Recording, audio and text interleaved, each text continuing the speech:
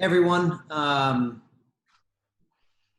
welcome back to part 4 in the summer webinar series. And really excited to get rolling here today. We have an hour slotted. Hopefully many of you joined us last week for the workshop on surveys and customer interviews and really understanding how to talk to your customer to gather useful insights and data. I'll ask everybody, and I know you're sometimes averse to this, to throw on their video. It's going to be particularly important today because this is going to be a highly interactive webinar today. We're going to split up into some groups and do some real work while we're on the line. So if you can put on your video, we'd love to see your pretty faces.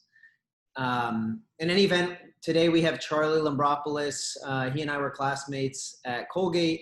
He's gone on to do all sorts of exciting things in technology, building mobile applications, selling companies, and getting to know the customer, figuring out what they want. But today in particular, he's going to be talking about how do you remove the roadblocks that you believe you have that prevent you from getting your product to market faster. So I'm really excited to learn from Charlie today and hear about how we can get some simulation of what we're trying to create to market very quickly so that we can test to see how the market responds. Because one thing that I've seen over and over again is people will tell you one thing and then they'll do another. And there's no replacement for actually getting something into their hands to see how they respond to it. So with that, again, just part 4 today in the webinar. I want to thank Carolyn in particular for spinning these up. I think this has been an awesome experience for you all, especially as you think about how to repurpose some of your time this summer and work on your ventures. And with that, Charlie, you have the floor. Cool. Hey, everyone.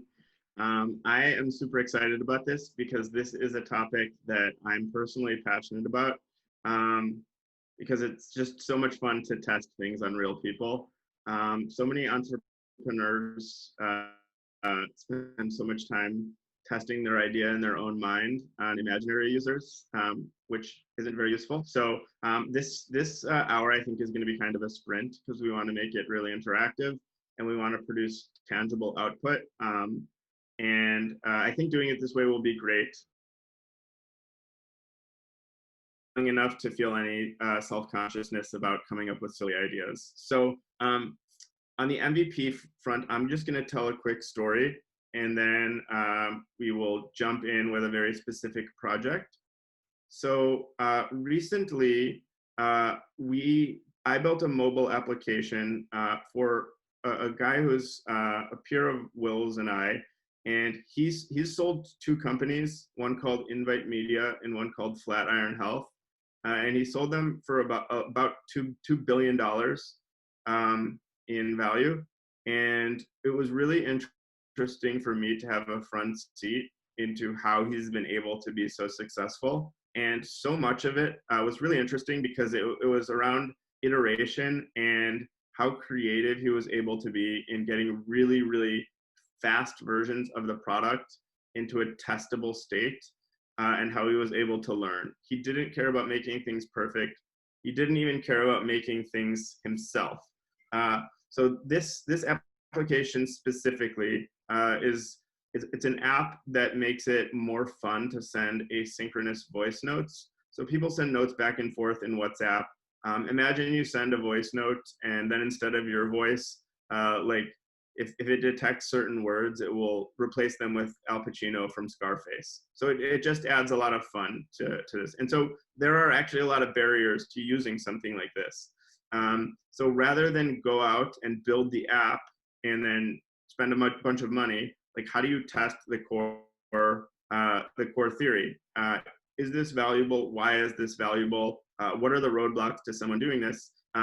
They followed something called the venture design framework, which we won't go into on this this call because we don't have too much time, but it's super interesting. I would read about it. We can share after, or maybe Wills and Carolyn have already shared it. But basically what was really amazing to me is how he said, okay, how can we do this without building anything, basically. He used a tool called Airtable, which is like a database for people who don't know technology, where you can store files. He put in a bunch of audio files. He found a bunch of different online tools that already exist to translate text, and then he connected them together in a way that didn't take a developer. So it takes some creative thinking, but in order to even do this creative thinking, I think there needs to be clarity around what is the problem, and then you can back into, okay, what already exists that allows me to do this. I think people think they need to build everything themselves a lot of the times, and that's not true. And it just gets in the way of getting really valuable feedback. So for me, this was really incredible, and it was really validating because a guy who sold companies for $2 billion obviously is doing something right. And if he's doing things this scrappy, fast way, that means that there's definitely something to it. So I just thought that story is cool, and it really validates what we're going to do next. So Steven, who is working on Stamps, who's the CEO of Stamps, what we're going to do today is have everyone on this call break into 2 groups, and we are going to basically do a sprint for about 25 minutes, where each of you guys, each team is going to do one of 2 things. One of you is going to define a go-to-market strategy for this product that the other team is going to create. And we're going to do all of this in 25 minutes. At the end of the 25 minutes, you guys actually need to have something tangible. It shouldn't be a set of abstract ideas. It should be very specific stuff. So in a second, Steven's gonna lay out the problem that he thinks needs to get solved. You guys can ask a few questions for about a minute for clarity. Then we're gonna break into these 2 groups, product and go-to-market strategy. So for go-to-market strategy, I just wanna be specific that what we mean isn't high-level brand marketing. What we mean is whatever the product team comes up with, you're going to put together a plan for how we are going to get that into people's hands, how we're going to test it, how we're going to measure it, and how we're going to get that feedback back to Steven. So by specific, I mean, it might be once he lays out the problem, okay, we're going to reach out to these 10 people. We expect 10% of them will introduce us to 5 friends. And so that level of specificity is a real plan. So Steven knows, like, okay, this is what we're doing. On the MVP side, you guys can think creatively. Just a couple tips. I think it would be really useful once he lays out the problem to draw a picture or lay out what you think the customer journey is. So then you can think about the pieces to this product and then brainstorm amongst each other. Okay, how can we build this? And at the end of it, your answer should include tools, maybe some drawings on a piece of paper, just like something real, not an idea, real. And I know in 20 minutes, like what is real might be shitty, but like it's a kind of a mindset shift. Like let's do something real. And then after that, we're gonna present to Steven, and as the CEO, he's gonna hopefully grill you with questions nicely. Ideally, it will be really useful for his business for real. So last thing I will say here is for the breakout sessions, we're gonna do this for 20 minutes. So I would recommend using the first 5 minutes, and Wills and Carolyn can help sort of keep you on track. I'd use the first 5 minutes to define some kind of framework for how you're going to get to an answer, like whether it's a customer journey, thinking about tools. Next 10 minutes, I would potentially divide and conquer to get answers, and then use the last 5 minutes to aggregate what you found and make it coherent. And so this is going to be really fast, but it's actually going to be awesome. Steven's going to have a better business as a result. So with that, Steven, why don't you share? I think maybe people are familiar, but you can give your 30-second elevator pitch that I know Wills has forced you to make exceptional for Stamps, and then what the problem is, and then we'll be off to the races.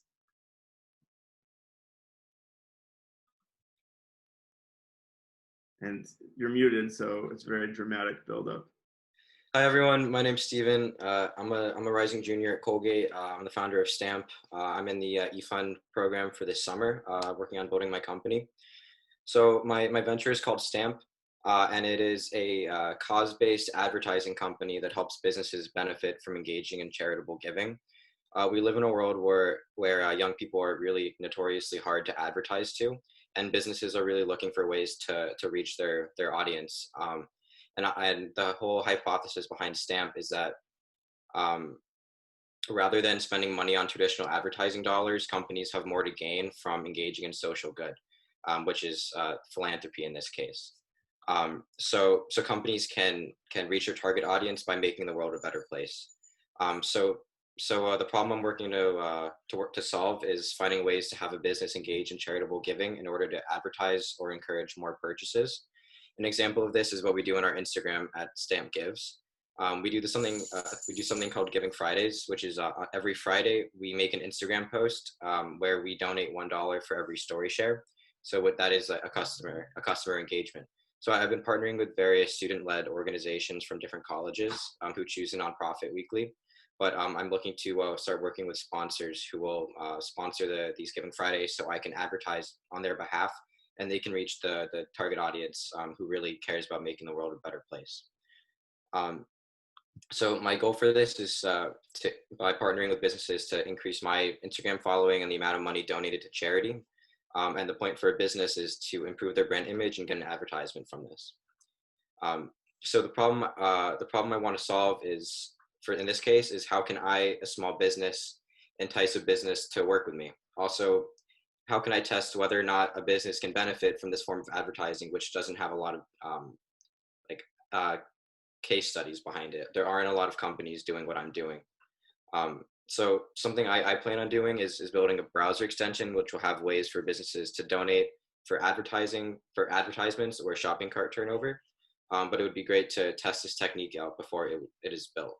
So how can a business advertise or donate to advertise and encourage like an improvement in their brand image?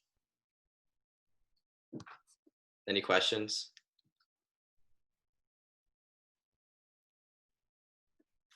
Stephen, would you mind walking us through an example of how this has already worked, and just be super specific about what happened? So you mean a Stamp example or another company? You mean Stamp? Stamp example.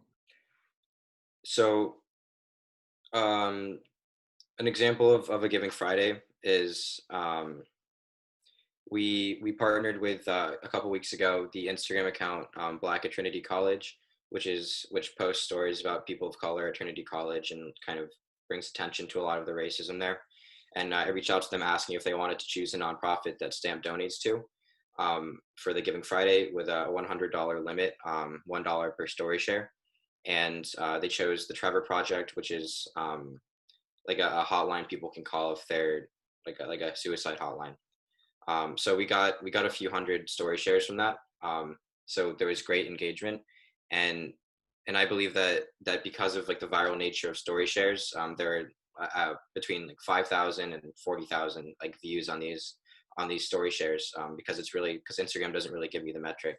So if I can go to a business and say, if you sponsor a $100 donation or even a $500 donation, then you can be getting tens of thousands of views about your philanthropy. And the week leading up to it, I make posts about the business, what you guys do, what's your mission, how this nonprofit specifically relates to your mission. And a lot of people who wouldn't have heard about your brand or didn't know a lot about it before will know about it, maybe make a purchase, or at the very least view you as a mission-driven company. And so a company comes to you or you go to a company and say, hey, make a $500 donation to some nonprofit, and then it's a pledge, right? How does their story get amplified about that? So Stamp just amplifies the stories in the Instagram posts themselves. In the pictures we post and the captions, we write about the company's mission, what they do, and how it relates to the nonprofit. An example of this is we worked with Stalgia last week for Giving Friday, who's another venture in the eFund, and they chose a nonprofit that is very like related to their mission and what they do as a company. They're basically creating, in short, I don't want to butcher what they're doing, but for time's sake, it's a social media for travel experiences. They donated to a nonprofit called Girls Going Global, which pays for trips and leadership experiences for girls of color and underrepresented communities. So it's close to the mission of Nostalgia, and it's also close to the hearts of the people who run it, because they're all people who value travel and think it's a great thing. And that's And something you share this, and you share this from the Stamps account, the story, Yeah. and then other people share it from there.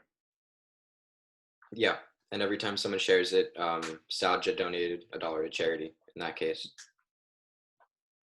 Okay, so they get $1 per share. So a core question to me maybe is, how do you get more people to share the story? Because that might get more brand views.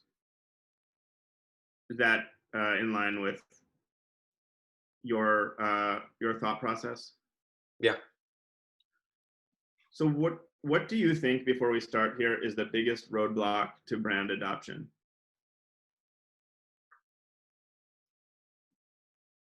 I think that the one thing is getting Sam's name out there and getting more people to see our name and want to engage with us. And the other thing is encouraging businesses that they have something to gain as well. So like I only have 800 or 900 followers right now, but on a Giving Friday, a company can be getting tens of thousands of views on it. So it still has a lot of potential for a company. And something I want to prove to these companies is they have something to gain from it. And when people see their company like engaging in philanthropy in this setting, then they can improve their own company and sell more products. And when you say they have something to gain from it, what metric equals something gained? It could be social media follows on their account. It could be the amount of purchases that they sell in a month.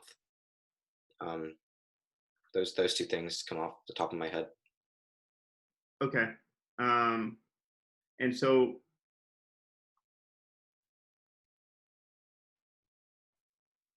got it. Okay, so I guess a question I'm just trying to parse out here is, there's part of this that's a marketing question of how do we get more people to know you exist, but B, we're proving of some value is being driven, and it sounds like two of them is people buying more product from them. But an easier one, maybe for right now, is how do we get this shared more so that they get more brand exposure? Does that seem like a reasonable value metric? Yeah. Wills, Carolyn, any thought on this before we, because I just want to be really specific about what the teams are solving for. I guess I'd love to, this is a complicated one, but I think it was partly designed that way for this exercise. You know, Stephen, what makes you believe that a browser extension is the next product that you have to build?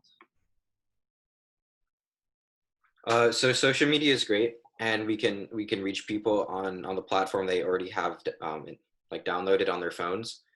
But in order for Stamp to really grow as a company and have a lot of value behind it, is to have something other than social media, because at the end of the day, Instagram ads are gonna be more bang for your buck in terms of impressions for a company. But the browser extension is a whole other advertising channel for businesses, and it could be used as a way for people who care about making the world a better place to learn more about business philanthropy and engage in it.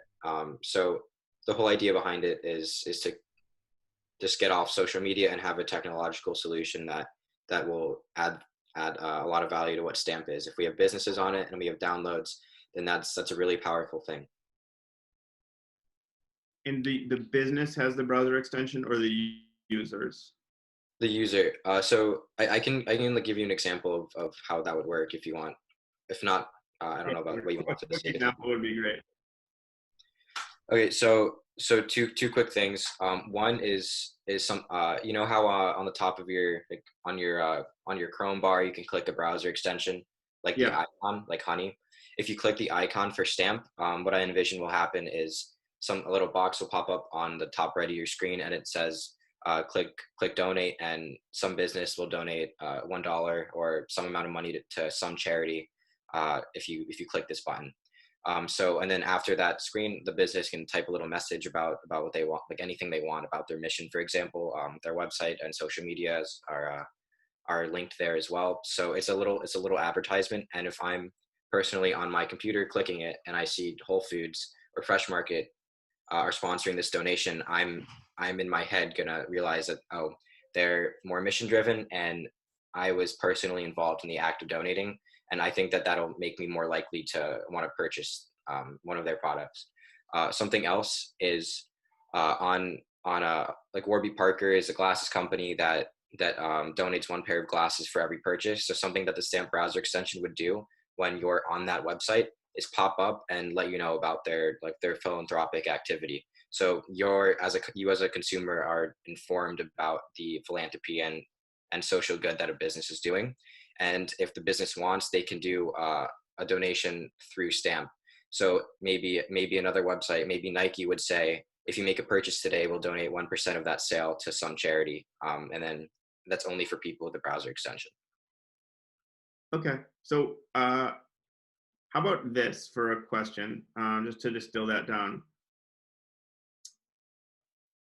And if a person is on a company website, how can they know uh, about the philanthropy that company does? And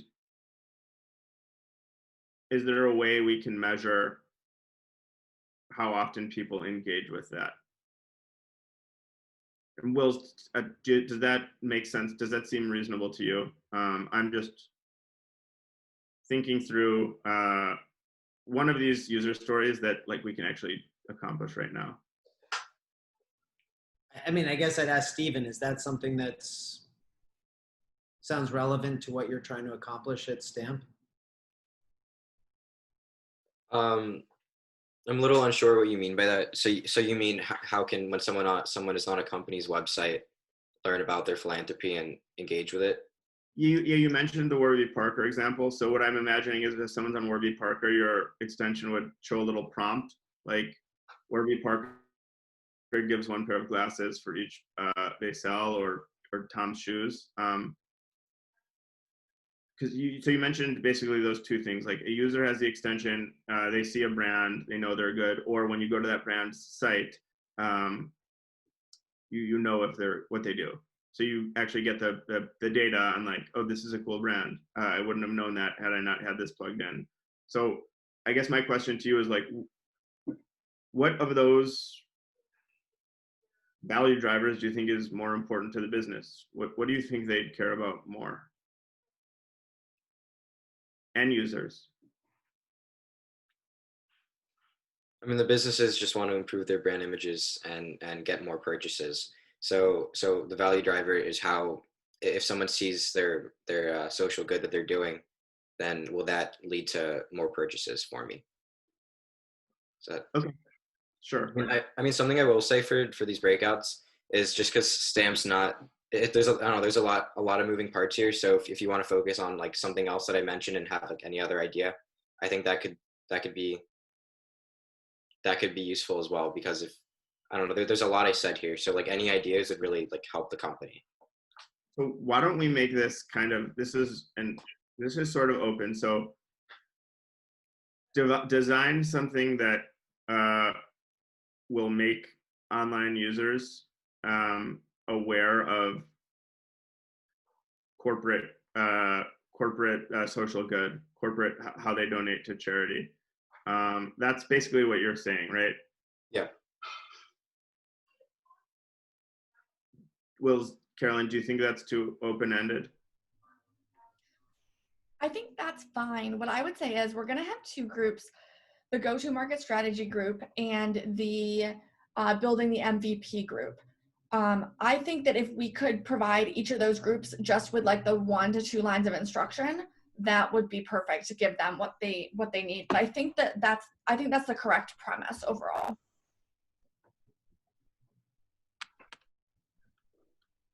Okay. I mean, I think what everybody here on the line is seeing that it's really, really difficult sometimes to break things down into component parts of your venture and think about like literally the 1, 2, 3 sequence of things that have to happen in order for like the product to work and for the end user, the end customer to know about it and care and actually make a decision to either try it and use it or not. Stamp, you're operating in an interesting three-sided marketplace because you have consumers, you have charity partners, and then you have brands, and your brands are the customer.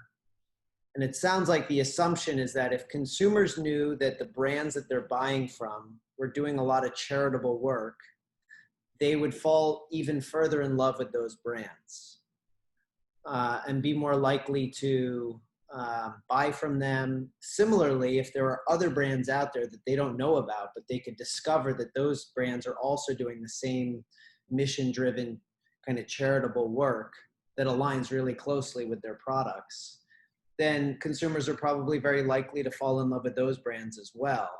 So I think for existing brands, it's like, can we build more love with our current customers? And then for other brands that are trying to find customers, how do those customers discover this mission-driven component to what we do? So like the question to the group here, I think, is how do we make sure that those brands know that there's a service out there that enables this, and then also show them a product like today that gets them to like say, oh yeah, I want to try this. And it's on you to figure out like, how can we stitch together that product really quickly? Because we're not going to build a browser extension right now, I think. Unless you guys are, someone here is like Mark Zuckerberg 17.0. This is really hard to do, I will just say. Like, yeah, and I think the hardest part is what we're just talking about now, and it's a shame we don't have more time, but to distill it down into what is so hard.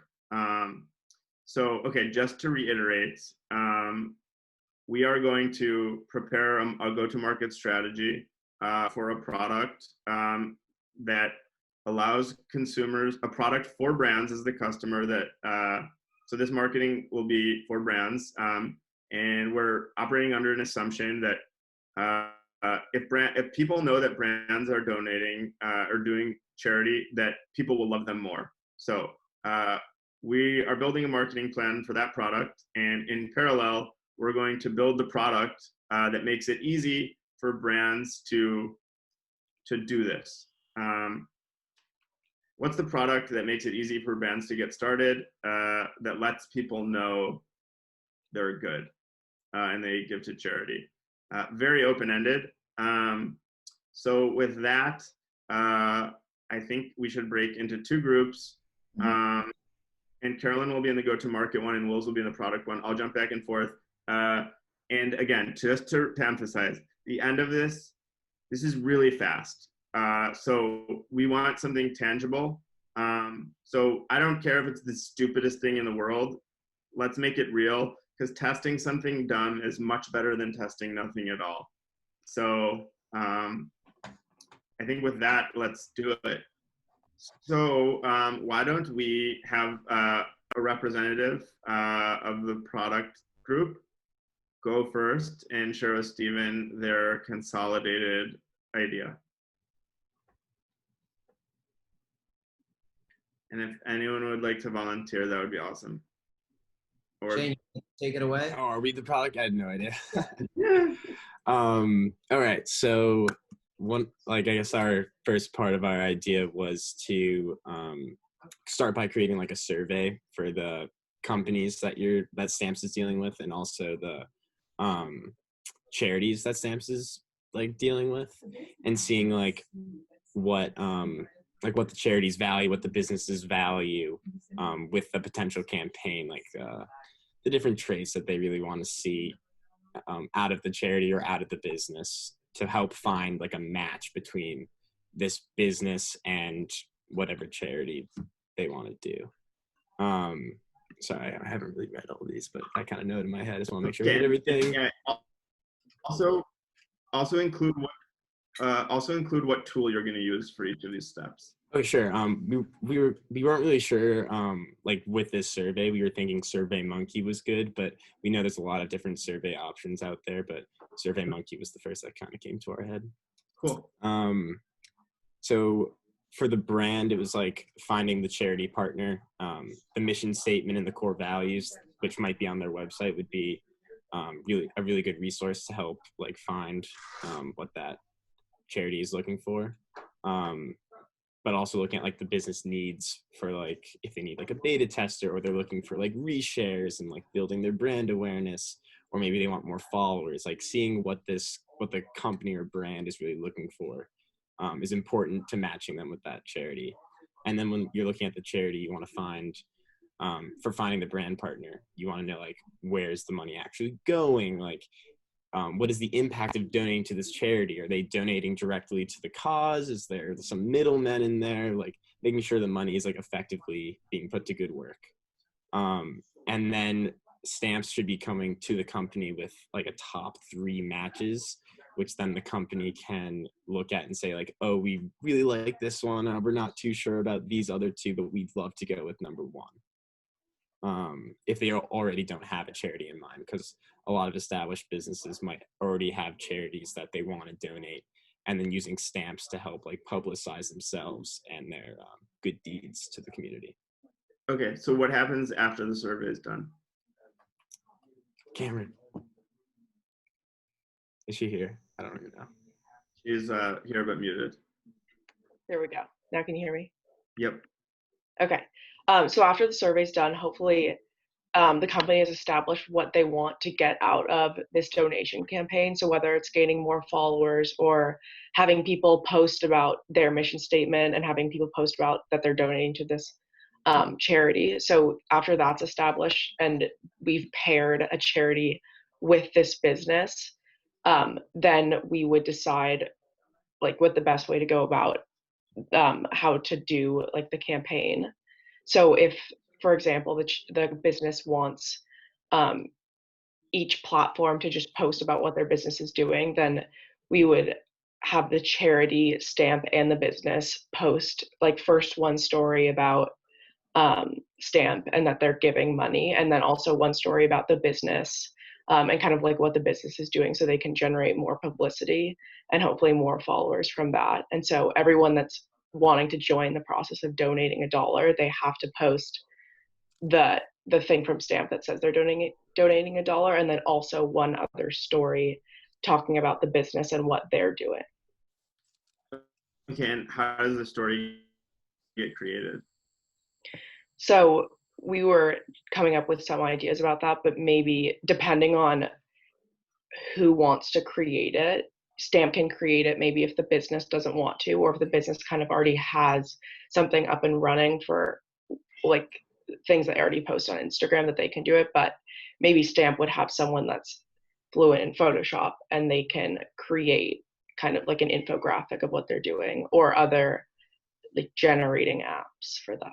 How about Gipper, Colgate alumni? Yeah. Okay, so the Stamp would create in Photoshop or PowerPoint or Keynote some image or animation for the brand. Is that right? Right. Yes. Okay, sweet. Then what happens? And then I guess the campaign would just begin. And that would include just people who follow Stamp, who also follow the charity or the business, just reposting this so they can get their $1 donated and the business can get their publicity. And then Shane, if you want to talk about this, or I can, but at the end we were talking about how there needs to be a conclusion kind of just saying like how much money was raised and what good is being done. Yeah, like that final publicity kind of post where they can say, oh, we raised $15,000 or whatever the amount is, and posting that to all the followers. Like Stamps would do that, the charity would do that, and the brand would do that. And the charity would be on the side of like more of a thank you to company XYZ for partnering with Stamps to donate to us, and then company XYZ would be promoting their good deeds to donating to the charity, and Stamps would be showing like a similar thing to the company or brand by saying we're happy that we were able to help, something along those lines, that they could promote themselves and promote the other parties involved, and verifying the charitable donation of however much money it was. Cool. And then last question for me, how will this method amplify the message to the most people? So right now, I think, Stephen, you can correct me if I'm wrong, but Stamps is posting to their Instagram story and having their followers help promote that through the Instagram stories. And it's like a whole network of connecting one follower from Stamps to all of their hundreds of followers. And then if one of their followers does it, there's another hundreds of followers. And by partnering or having the charity, the brand, and Stamps all posting, and if Stamps can create the post to make it super easy for the company, charity, and Stamps itself to post, you're expanding that initial first level network of people who are willing to post to their stories. And then you can, each level is like a huge broader and broader spectrum of people who will just see the brand or see the charity and be able to recognize that brand and maybe even post it themselves to donate the money to the charity. Cool. Rather than it just being Stamps and that smaller network moving into a bigger network. You start big and then get even bigger. Yeah, that's partially why I've been partnering with like student-led college organizations, because they have like large followings who trust them, and if I partner with them and their name is on it, their following is going to be more likely to get involved. So Absolutely. I agree. The one other thing I'll just point out here that I thought was clever was like, let Stamp take over the Instagram accounts, ideally for the brand and maybe even for the charity. So it's like, hey, we're taking off all the load here for you. Yeah, that's a great idea. Yeah. So we make posts for them as well. Right. Because like if Stamps is So you getting could paid to do all this, they want to be the party that's doing everything. Hey, pay us, we'll do everything for you, and we'll make the charity donate the money to the charity, donate or have the brand receive more customer loyalty or company publicity. It's like a one size fits all kind of scenario. Cool. All right, how are we going to bring this to people? All right. Well, we came up with some really great ideas, and a lot of them are really complementary to what the first group shared. So, Carter, I will hand it over to you to kick us off. Hi. The first thing we talked about was ensuring authenticity. So on your Instagram, one of the things we noticed is there's not really anything about you. Like, we were kind of looking for something when you click the link, a little information, like there's one intro paragraph, but in the top, there's a tab that says like home. We were looking for maybe you to put like an about page, like maybe something about you, like I'm a Colgate student, how old you are, something like that, just to learn more about you. And then another tab we were looking for that could maybe be a good idea is like your past donations and who you've donated to, like businesses you chose to work with or that chose to work with you, and then what donation they offered to what nonprofit. And then maybe like as a way of success tracker, you could do like, this company offered to donate $400, but we got 1,000 reposts, kind of to show success. I don't know. We thought maybe that'd be a good branding campaign for you. And then another thing we were looking for is like transparency, like maybe post a receipt of your donation, kind of just give like some fact-based background so you can tell. Yeah, that was our main idea with your Instagram and online website. Awesome. All these are great. Thanks so much, everybody, for taking the time to. Oh, we're not done yet. That was part 1 of 4. That was part 1 of 4? Yes. Okay. Emily is going to talk next about how you can make the most of your Instagram posts. Yeah, so kind of what we talked about a few different things on the Instagram side, and one of it, the first group might have talked about a bit of kind of making it like a two-way street where you're not just the only one posting about it. Like the brand would be posting about you or the charity as well.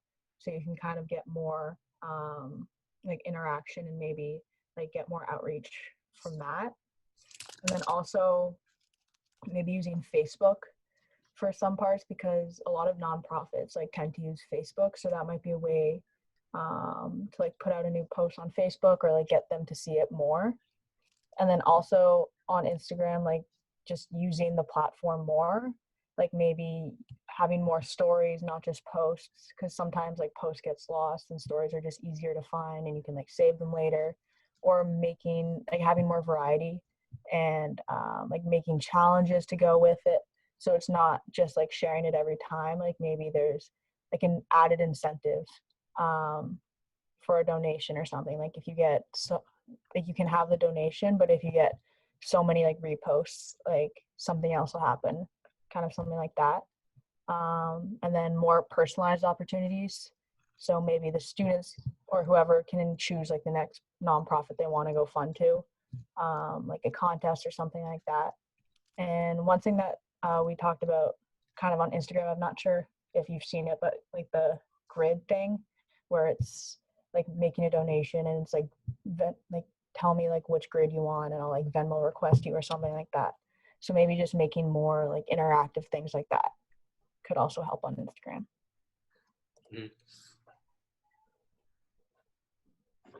Awesome. And Lee. So we also talked about how we can reach new partners, and we think it's really important to utilize the link network for Colgate because you can target brands that are already involved in philanthropy or who are like, you can target larger companies.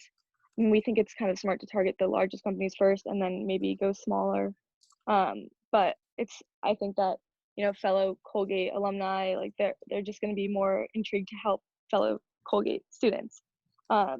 So connecting with the link, and maybe there could even be like an extension in the link website where companies can go in and select, you know, this box where it says, do you want to be a part of this stamp, you know, donation? And they can kind of link their company to it directly and have it be like very easily accessible to them. And then also considering student organizations and utilizing our like the student connections. Awesome. All right, May, last thoughts on evaluating success and learnings, etc.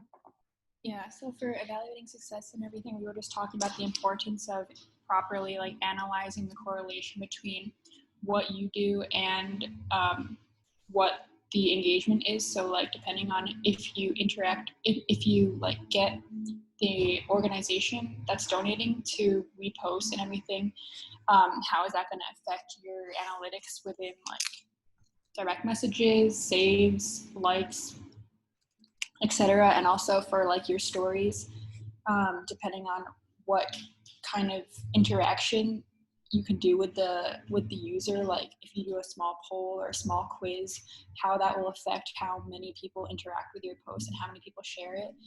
And same thing goes with like getting the nonprofit itself to share your post. Like how is that going to impact your engagement?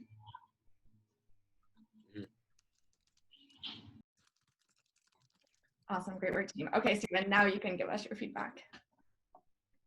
No, there were a lot of really, really good advice. There was a lot of good advice and great tips here. I think that there's tons of things I can do to make the social media a lot more interactive and informative. I still need to work on like adding information about myself. I can make the website a lot more informative about like past like Giving Fridays, and again like a donation counter on the website. Also, that's something like I just thought of because of you guys. Also, just like using Stamp to making other posts for other people, for other business partners. That's something I can definitely start doing. Something about the survey for nonprofits and businesses. I'm like right off the top of my head, I think that might be a little difficult to do because I don't really know if the nonprofits will be interested in like answering a survey, and a lot of businesses, if they agree to work with me, which a lot like won't. Like asking them to do a survey after that might be a little. I don't know if that will like totally be necessary. I think that we can maybe just like ask them like what they want, what their mission is, like about their company, and then they can either find their own fit. They either have their own fit, or we can definitely help them find one. But I think that a lot of information about nonprofits is definitely public. Like on any website, I can find their mission statement, what they do already. And also, we don't necessarily have to ask nonprofits for permission yet. But as we grow and have more recognition behind our name, I think that we should definitely try to work with them and like ask to use their logo, because that's something I don't use yet because I don't want to like infringe on any intellectual property. But just wanted to thank all of you for taking the time to dive into STAMP today. I really appreciate it. I know like there's a lot of problems to solve for this, so any help is really appreciated. And you all have like unbiased perspectives. I'm just operating on tunnel vision right now because I've been thinking about this for a while, and so just getting more eyes on it is really appreciated, and you guys helped me a lot. So thank you. One last question, because I know we're way over time, is, okay, so of everything you heard, Stephen, what are the 4 things you think you should do next, or 3 that are like concrete, that are like, I'm going to do these things because I think they're helpful next steps from what everyone suggested? Donation counter on the website, about me on the website, more interactive stories, add previous donation campaign like details on the website. Definitely utilize the Colgate network more and try to get some bigger businesses to use their Colgate affinity to maybe want to work with me. That's 5, but there's definitely more. This is not off the top of my head. I have a quick idea. Oh, go ahead. Like you could kind of like look at students as like a company and like pair with students to like start their own fundraisers and like work with you to pick a company and like get them doing like, I'll run a mile if one person for each person that donates, like whatever. And then they can like work with you on that. So like getting students more involved. I don't know if you already do that, but that's a great idea for sure. Like a relay for life kind of, but on a Giving Friday, we could kind of exercise. Or like even leading up to the week, like I guess if you post about who you're donating to that Friday, like that week, like I was saying in our breakout room, if I see something, a nonprofit that matters a lot to me, it's hard for me to go to their website and like get my debit card out and donate $10. But if you do like a Venmo me grid and it's like a cause that really matters to me, I'd be willing to like donate on top of the post. And I'm sure a lot of your followers would be able to give like $1 or $2 here and there, which can add up. Yeah, so before Giving Fridays or even on it, I can like post on my stories saying like Venmo this, Venmo me here, and then I'll donate everything you send me to the nonprofit as like additionally. It's awesome. See a lot of head nodding on that one. Yeah, that one sounded really cool. The other one that has a bias by me, and I think if you reached out to some and tried to take over their Instagram for one day, I'd be very curious to hear their reply or get added as an admin. Because my hunch, and I might be wrong, is taking work off people's plate to do good. Like they want to do good, but they don't have time. And if they don't have to worry about that, I'm really curious about that. I thought that was a great idea Will's team brought up. Mm-hmm. Agreed. Okay, well, this was super cool. And I think I see the comments from, like Shane Cameron, and I really appreciate that you guys included a tool that you would use to do this, because so much of this phase of a business, as we can tell, it's so murky and it can get so confusing what we're even solving for. But you guys laid out things we can actually do with tools that already exist. So there's so much Steven can do without building a browser extension. And we literally thought of 50 things in 80 minutes. And I think when we don't have these constraints, it's too easy to keep thinking about it. So if there's one takeaway from this, it's we just gave a million ideas that we can actually test in less than 2 hours. And we have the tools that we would do these tests. And for any idea, assuming you're not building a space shuttle, you can pretty much do this. And again, just tying it all back, I saw a guy who sold the company for $2 billion. This is how he does it. So it's messy, but it's actually awesome. And I'm really impressed to see what you guys did in 80 minutes. I think this is so cool. Awesome. Charlie, thank you so much for leading us in this session. No problem. This was really fun for me. I'm always so excited to see other people's ideas. Stephen, thank you for being our guinea pig. Of course. Thank you all for joining. Sorry we ran over. Thanks for sticking around. And we will see you all next week.